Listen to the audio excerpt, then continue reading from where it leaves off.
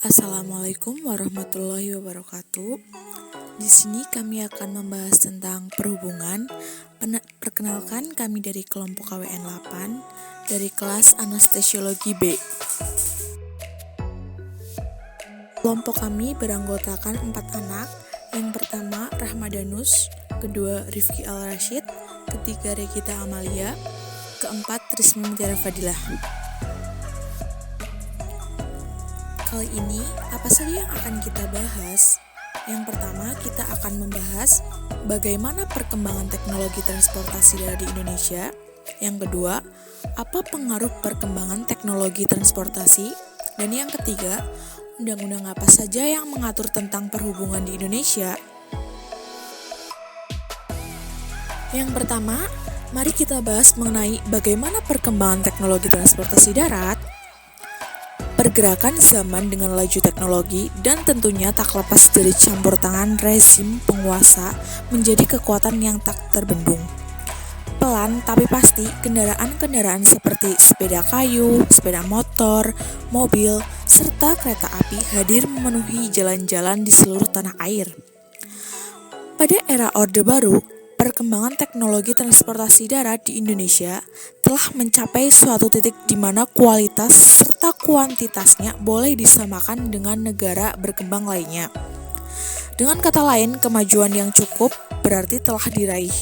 Hal ini bisa kita lihat dengan beragamnya kendaraan yang telah beroperasi di jalan raya, baik itu kota-kota besar maupun terpencil, sekalipun kemajuan juga dapat kita temui pada jenis angkutan umum massal yang lain, yakni dengan semakin banyaknya jalur kereta api yang dibuka di sepanjang Pulau Jawa, Sumatera, Sulawesi, Kalimantan, serta yang lainnya, kini telah terakses oleh lintasan kereta api.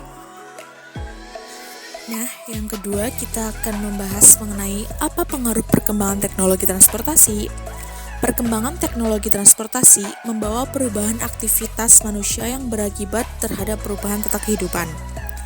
Transportasi udara berupa pesawat bukan lagi alat transportasi mahal. Setiap orang dapat naik pesawat karena cepat, nyaman, dan harga terjangkau. Transportasi air berupa kapal tidak hanya sebagai alat transportasi tetapi juga sarana wisata. Transportasi darat semakin banyak memberikan alternatif perjalanan. Perkembangan transportasi membutuhkan ruang sebagai sarana dan prasarana. Semakin banyak alat transportasi di darat, laut, dan udara, maka pembangunan sarana dan prasarana menunjang semakin mendesak.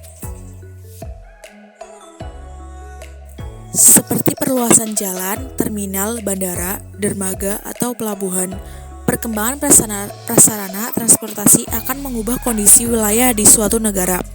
Lahan-lahan produktif seperti hutan atau sawah diubah untuk membangun jaringan jalan. Di beberapa negara ASEAN, rekayasa jaringan lalu lintas transportasi darat sudah sangat canggih. Contoh, Singapura dan Thailand yang mengembangkan transportasi darat bawah tanah. Perubahan penggunaan lahan seperti sarana transportasi terjadi juga di sekitar. Lahan yang sebelumnya digunakan sebagai pemukiman atau persawahan dikonversi demi perluasan area bandara. Contoh pembangunan bandara Suvarnabhumi di Thailand menggantikan bandara Don Mueang, bandara Luang Prabang di Laos, bandara Ninoy Aquino di Filipina, dan lain-lain. Yang terakhir, kita akan membahas mengenai undang-undang apa saja yang mengatur tentang perhubungan. Yang pertama, Undang-Undang Nomor 17 Tahun 2008 tentang Pelayaran. Yang kedua, Undang-Undang Nomor 22 Tahun 2009 tentang Lalu Lintas dan Angkutan Jalan. Yang ketiga, Undang-Undang Nomor 38 Tahun 2004 tentang Jalan. Yang keempat, Undang-Undang Nomor 32 Tahun 2004 tentang Pemerintahan Daerah. Yang kelima, Undang-Undang Nomor 14 Tahun 1992 tentang Lalu Lintas dan Angkutan Jalan. Yang keenam, Undang-Undang Nomor 21 Tahun 1992 tentang Pelayaran. Ketujuh, Draft RPP Undang-Undang Nomor 22 Tahun 2009 tentang Lalu Lintas dan Angkutan Jalan. Yang kedelapan, Rancangan Pengganti Undang-Undang Lalu Lintas dan Angkutan Jalan atau Undang-Undang Nomor 14 Tahun 1992 versi bahan pembahasan di DPR. Dan yang terakhir, Railways ACT atau Undang-Undang Nomor 13 Tahun 1992. Dari pembahasan kelompok kami menyimpulkan bahwa transportasi merupakan perkembangan perekonomian nasional karena dengan adanya transportasi, segala aktivitas bisa berjalan dengan lancar. Kemajuan transportasi mencerminkan perkembangan perekonomian pada suatu kawasan.